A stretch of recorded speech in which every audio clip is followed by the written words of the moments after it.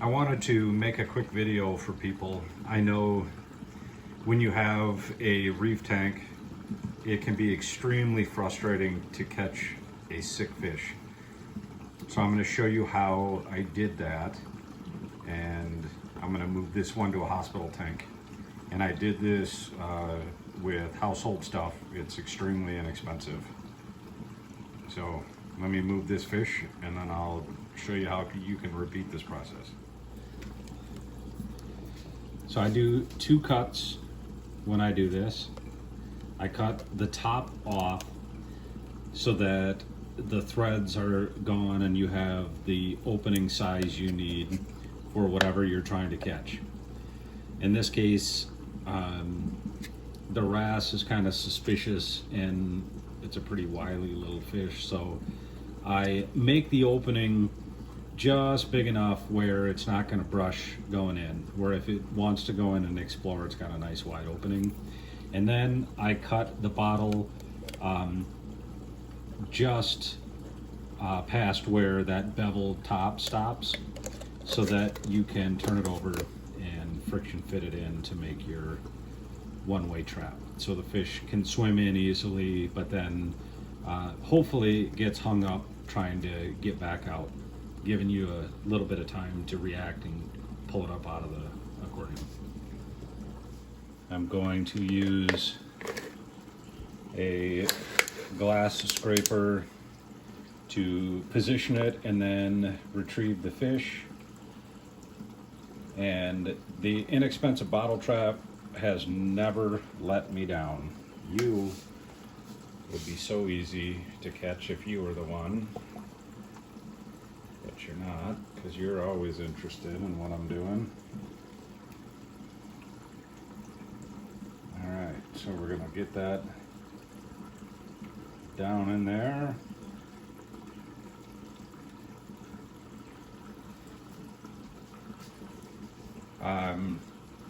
Put a pellet in it and leave it alone and observe, and you should catch your intended target. You might inadvertently catch something you don't want, but it's okay. You just reset it and keep waiting on your intended fish. The other thing you may need to do, if you keep catching stuff you don't want, when you catch it, put it in your sump or somewhere where you can easily retrieve it.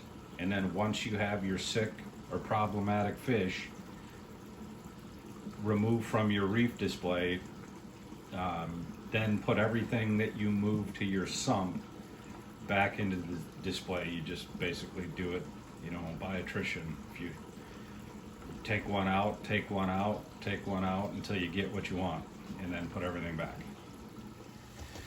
I had to move extremely quickly with that wrasse, but we can recreate the process here.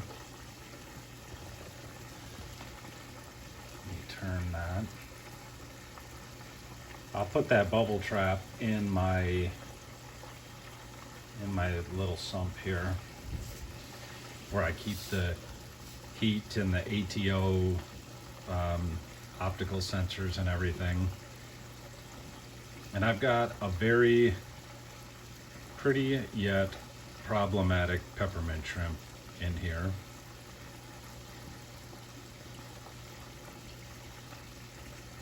I caught him with the bubble trap. And I'll show you how this works.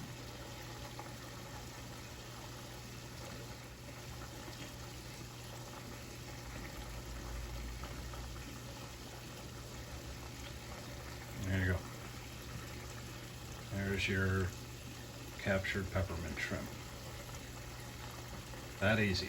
That took exactly 1 minute and 36 seconds. I'm gonna edit it so you don't have to sit there for a minute. But now that I've got him, we're just gonna let him go again.